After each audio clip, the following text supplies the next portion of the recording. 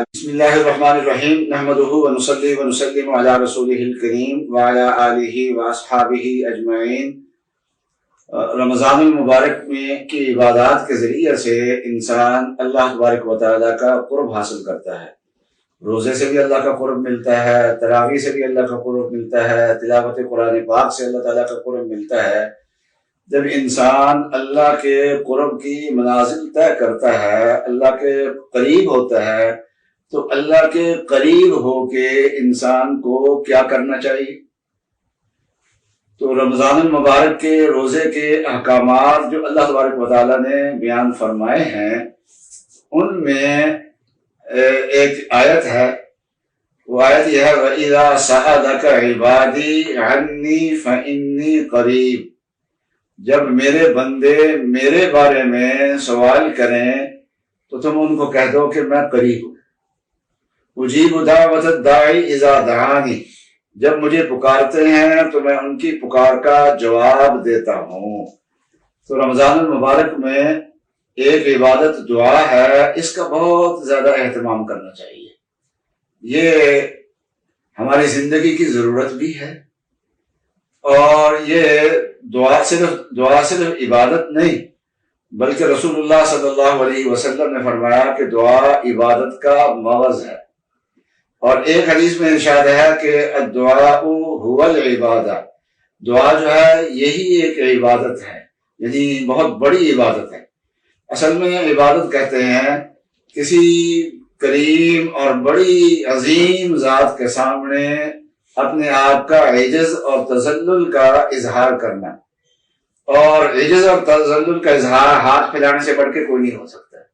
یہی وجہ ہے کہ بندوں کو بلا ضرورت دوسروں کے سامنے ہاتھ پھیلانے سے منع کیا گیا ہے، اس لیے کہ یہ ذلت ہے، اور اللہ کے سامنے ذلت کا اظہار یہ تو عزت ہوا کرتی ہے، اور اللہ کے سوا کسی اور کے سامنے ذلت کا اظہار کرنا یہ اللہ تبارک و تعالیٰ کو پسند نہیں ہے۔ اور پھر روزے دار کی دعا قبول بھی ہوتی ہے۔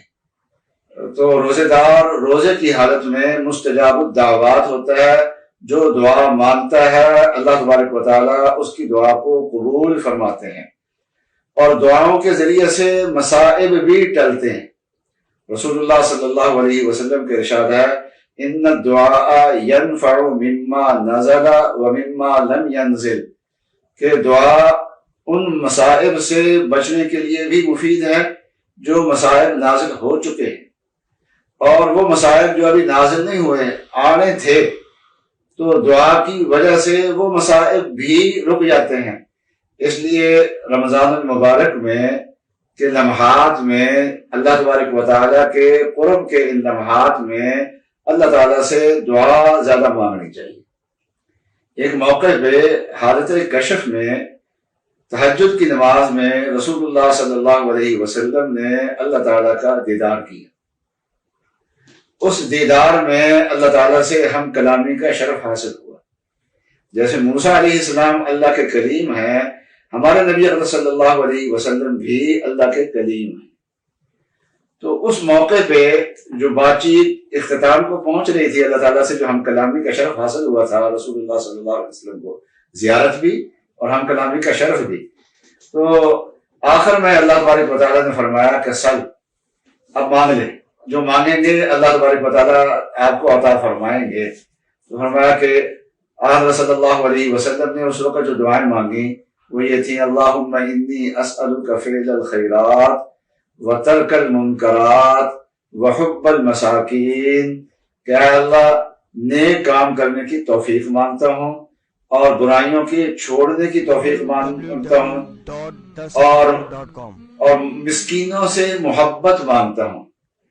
اور فرمایا وَإِذَا أَرَدْتَ بِقَوْمٍ فِتْنَةً فَتَوَفَّنِي غَيْرَ مَفْتُونٍ، اور جب کسی قوم سے آپ فتنے کا ارادہ فرمائیں تو مجھے بغیر فتنے کے دنیا سے اٹھا دینا۔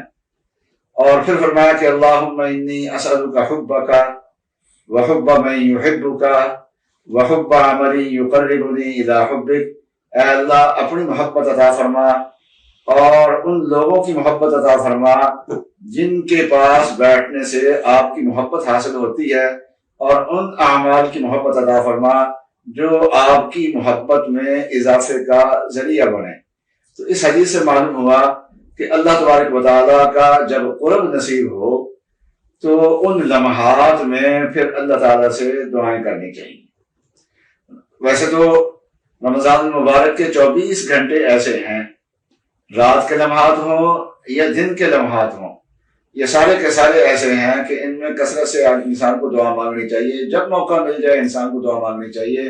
لیکن 2 مواقع ایسے ہیں جن میں اہتمام کر کے دعا مانگنی چاہیے۔ ایک تہجد کا وقت ہے، اس وقت میں خواتین جو ہیں وہ ابھی سحری کی تیاری میں لگی ہوتی ہیں، انسان جو ہے وہ نوافل پڑھ لے، جو تیاری میں نہیں لگا ہوا اور تو نوافل پڑھ لے اور اللہ تعالیٰ سے دعائیں مانگ لے۔ سحری سے فارغ ہو گئے ہیں، اب لمحات کچھ باقی ہیں تو ان لمحات میں دعا مانگ لینی چاہیے۔ پھر سحری کا وقت ختم ہوتا ہے، اذانیں ہوتی ہیں، اذان اور جماعت کے درمیان سنتیں پڑھنی ہوتی ہیں، باقی وقت بچا ہوا ہوتا ہے۔ تو حدیث شریف کے اندر آتا ہے کہ لا یرد الدعاء بین الاذان والاقامہ، کہ اذان اور اقامت کے درمیان جو ہے وہ دعا رد نہیں ہوتی۔ تو دعا اللہ تبارک و تعالیٰ اس وقت میں قبول فرماتے ہیں۔ اور روزے کا جو آخری لمحہ ہوتا ہے، عصر کے بعد سے لے کے مغرب تک کا جو لمحہ ہوتا ہے، اس میں اگر اللہ تبارک و تعالیٰ مکمل فرصت عطا فرمائے تو مکمل طور پہ اللہ کے سامنے دعائیں کریں، اور دعاؤں میں اپنے گھر کے مسائل کو پیش کریں، اپنی اولاد کے مسائل کو پیش کریں، ان میں اپنے کاروبار کے مسائل کو پیش کرے، اپنے روزگار کے مسائل کو پیش کرے، رشتے ناتوں کی جو تنگیاں ہیں ان کو اللہ کے سامنے پیش کرے، اور امت مسلمہ جن مشکلات کا شکار ہے ان مشکلات سے اللہ تبارک و تعالیٰ امت کو نکالے۔ میرے والد صاحب رحمۃ اللہ علیہ فرمایا کرتے تھے کہ دعا کے اندر وسعت پیدا کرو، صرف اپنے لیے نہیں بلکہ پوری امت کے لیے دعا مانگنی چاہیے، بلکہ پوری انسانیت کے لیے دعا مانگنی چاہیے، اور جتنی دعا کے اندر وسعت پیدا کرے گا اللہ تبارک و تعالیٰ اس کی دعا کو قبول فرمائیں گے۔ اور ان دعاؤں میں اپنے دوست احباب رشتہ دار ان کے کام جو اٹکے ہوئے ہیں ان کے کاموں کے لیے بھی دعا کرے۔ جب انسان غائبانہ کسی کے لیے دعا کرتا ہے تو اللہ تعالیٰ فرشتہ مقرر فرماتے ہیں، وہ فرشتہ اس کی دعا پہ آمین کہتا ہے اور ساتھ کہتا ہے وَلَكَ مِثْلُ، کہ جیسے تو اپنے بھائی کے لیے دعا کر رہا ہے اللہ تعالیٰ تجھے بھی یہی چیز عطا فرمائے۔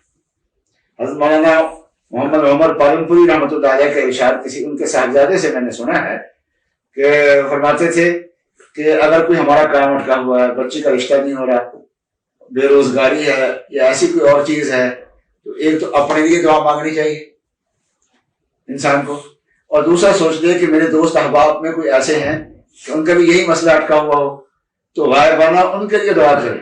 جب غائبانہ ان کے لیے دعا کرے گا تو فرشتے اس دعا پہ آمین کہیں گے اور ساتھ یہ بھی کہیں گے کہ اللہ تعالیٰ تجھے بھی یہ نعمت عطا فرمائے۔ تو اس طریقے سے غیر کے لیے دعا کریں گے اور فرشتے وہی دعا ہمارے لیے کریں گے، اور فرشتوں کی دعائیں انشاءاللہ مقبول ہوتی ہیں۔ تو رمضان المبارک میں چلتے پھرتے اٹھتے بیٹھتے یا خصوصیت سے دعا کے لیے بیٹھ کے خصوصیت سے دعا کرنے کا اہتمام کرنا چاہیے۔ اللہ تعالیٰ مجھے اور آپ کو توفیق عطا فرمائے۔ وآخر دعوانا الحمدللہ رب العالمین۔